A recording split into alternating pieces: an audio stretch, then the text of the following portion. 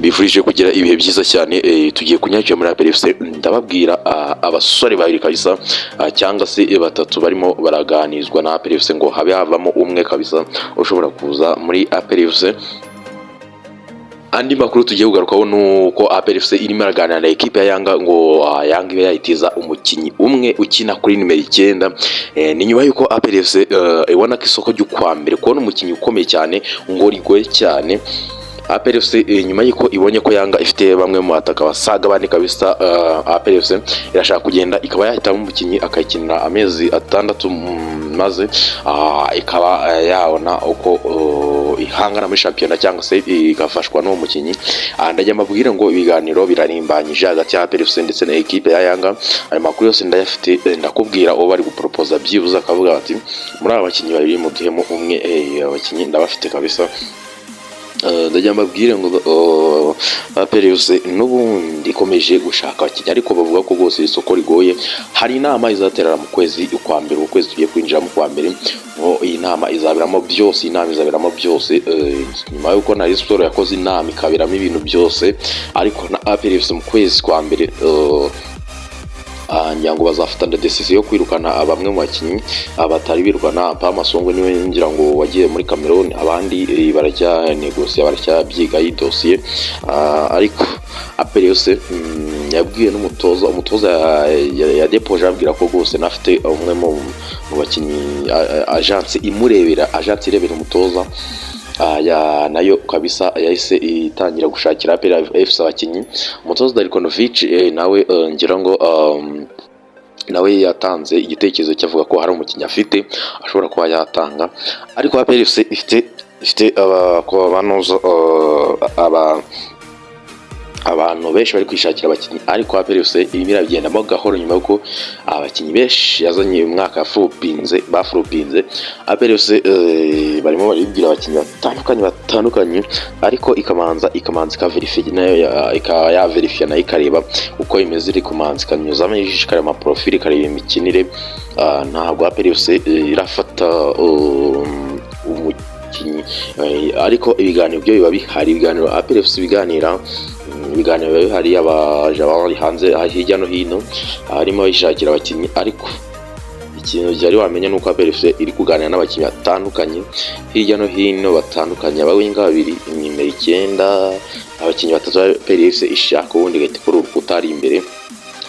Ndakubwiza ukuri champion izakomera kurushaho. Reka mbabwire ngo mukore subscribe nkuko bisanzwe kabisa. Utarakanda subscribe rwose urumva ko uba watakaye, uba wacikanywe no kuzajya ubona video zitandukanye, wazajya wibonera amakuru atandukanye amatransfer. Hano bahari kabisa amakuru za ndani mu equipe yanyu. Ayo makuru yose tuba tuyafite. Ngiye kubabwira umukinyi wo muri Yanga ugiye kuba wabasha kuza muri APR FC, ibiganiro n'ibikunda. Ariko mbere ko tumuvuga kabisa fana APR FC, mugire gute mwikande subscribe kabisa. Uyo mutarayikanda niwo mwanya mwiza, kora kuri yo buto yo hasi gose, aho ngaho nikabona iburyo kabisa, koraho ubundi twigende neza cyane. Nizere ko mwabisoje na abafana ba APR FC na professionnel na abafana bari international na abafana beza cyane.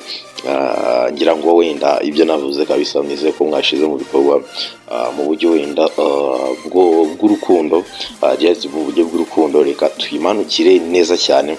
APR FC ya depoje dekima ibwira Yanga ko ibatije umwe mu bakinyi muri bari batatu, ni bane. APR Yanga ifite abataka bagera kuri 4.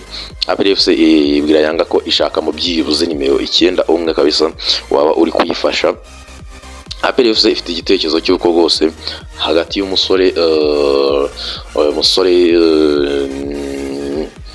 Prince Dube kabisa, Prince Dube uriya musore w'umunyazimbabwe nimba mbyuka neza, n'umusore Kenneth Musonda kabisa, hagati y'aba APR FC byibuze irashakamo kumwe kabisa, byibuze kabisa. APR FC irimo irashaka ko bayiteza mu mwata kumwe urayifasha cyane. Ngira ngo Yanga mushobora kubona muri miss amakuru atandukanye, ariko byibuze APR FC ikintu nakubwira nakumenyesha nuko hagati y'aba bakinnyi bane kabisa iraza kuba yatiramo umukinnyi umwe muri Yanga akaba yaza kuba yakinira ape muri iyi phase tour kabisa, ukabona ko byibuze hazamo akantu kakabaraga kabisa. Ikindi nkona yabwiye umutoza Rekonovic kabisa,